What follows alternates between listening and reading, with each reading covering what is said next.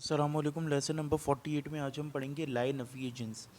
میرا مقصد ان ویڈیوز کو شارٹ رکھنا ہے، تو میں کچھ چیزیں اسکپ کروں گا، جیسے اس میں ایک ٹاپک ہے مشابہ مضاف کا، وہ میں اسکپ کروں گا۔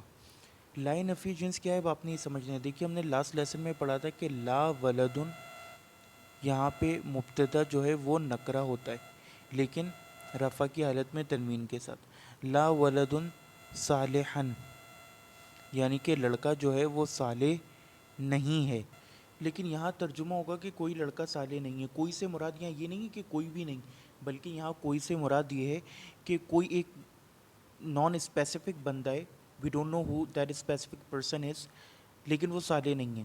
لیکن اگر ہمیں کہنا ہے کہ اب دنیا میں کوئی صالح بندہ بچا ہی نہیں ہے، کوئی ولد ہی صالح نہیں ہے، یعنی کہ سرے سے نفی کرنی ہے، گھر میں کوئی بندہ ہے ہی نہیں، تو اس کے لیے ہم ایک لفظ استعمال کرتے ہیں، حرف، اس کو کہتے ہیں لائے نفی جنس۔ اس لا کا ایکشن کچھ الگ ہوتا ہے، اس کی خبر جو ہے منسوب نہیں ہوتی، وہی ویسے ہی رہے گی، لیکن یہ اپنے مبتدا کے اوپر کچھ چینجز کرتا ہے۔ فار ایگزامپل ہمیں کہنا ہے کہ کوئی آدمی کھڑا نہیں ہے فی المجلس، تو ہم کہیں گے لا رجلو، لا رجلا قائم، قائم۔ دیکھیے خبر منصوب نہیں ہے بلکہ رفع کی حالت میں۔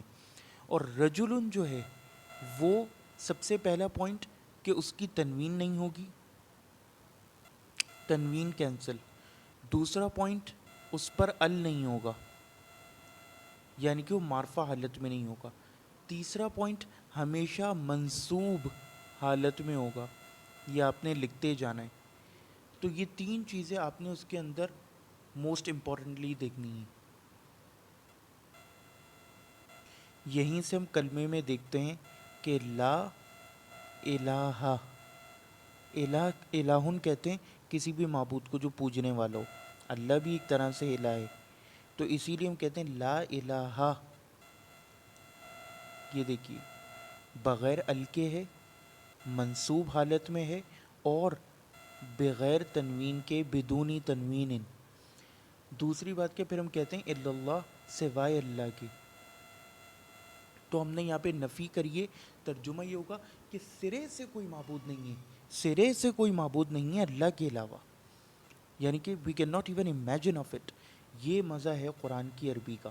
اسی طرح سورہ بقرہ کی دوسری آیت میں لا ریبہ فیہ، کوئی شک نہیں ہے، ریبن کہتے ہیں شک کو، لا ریبہ ال نہیں ہے، منصوب حالت میں بدونی تنوین ہے، یعنی شک و شبے کی گنجائش ہی نہیں۔ یہ اس کا ترجمہ سب سے پرفیکٹ ہوگا۔ ایک اور مزیدار جملہ، لا ملح، ملح نمک کو کہتے ہیں، لا ملح فی الطعام،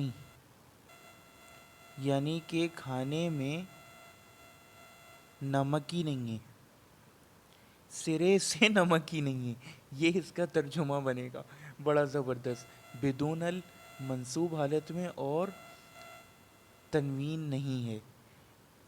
اسی طرح یہ مضاف پر بھی آتا ہے، تو مضاف میں بھی یہ وہی کام کرے گا، یعنی اگر مضاف کی فارم میں آ رہی ہے ہمارا جو ہے وہ مبتدا، تو اس میں بھی وہ یہی کام کرے گا۔ لا غلام رجل فقیر، یعنی کہ آدمی کا کوئی بھی غلام فقیر نہیں ہے، یہ اس کا ترجمہ بنے گا۔ بس آپ نے دماغ میں یہ رکھنا ہے کہ یہ طریقے ہوتے ہیں جملے میں زور پیدا کرنے کے، یعنی کہ ہم نے دو دفعہ، ہم یہ بھی کہہ سکتے ہیں کہ ماں مر رجلو ضعیفن، ضعیفن، کوئی بھی آدمی جو ہے وہ ضعیف نہیں ہے، کہ جو اسپیسیفک آدمی ہو ضعیف نہیں ہے، لیکن ہم ماں اور اللہ کا کمبینیشن لگاتے ہیں، لا اور اللہ کا کمبینیشن لگاتے ہیں، یعنی کہ لا الہ سے بھی بات مفہوم ادا ہو جائے گا، لیکن پھر ہم نے مزید تخصیص پیدا کرنے کے لیے، کیونکہ یہ تو انڈرسٹوڈ ہے کہ اللہ تو ہے ہی ہے، اللہ کے علاوہ کوئی نہیں ہے، تو ہم نے تخصیص پھر ساتھ میں پیدا کی۔ اسی طرح اگر ہم نے کہنا ہے کہ ما محمد الا رسول، اب فرق کوئی نہیں آیا، لیکن یعنی کہ منصوب حالتیں چینج نہیں ہوئی، لیکن اس کے اندر حصر اور زور کا مفہوم پیدا ہو گیا۔ تو یہ تین جملے میں آپ کے سامنے لکھ دیتا ہوں۔ ما محمد الا رسول، کہ رسول نہیں، کہ محمد صلی اللہ علیہ وسلم نہیں ہے سوائے رسول، لا الہ، کوئی الہ نہیں ہے سوائے اللہ کے، اللہ۔ اسی طرح ان ھذا الا ملک کریم، کہ نہیں ہے یہ سوائے ایک فرشتہ بہت پاکیزہ. یہ غالباً حضرت یوسف علیہ السلام کے لیے ان عورتوں نے بولا تھا. والسلام علیکم.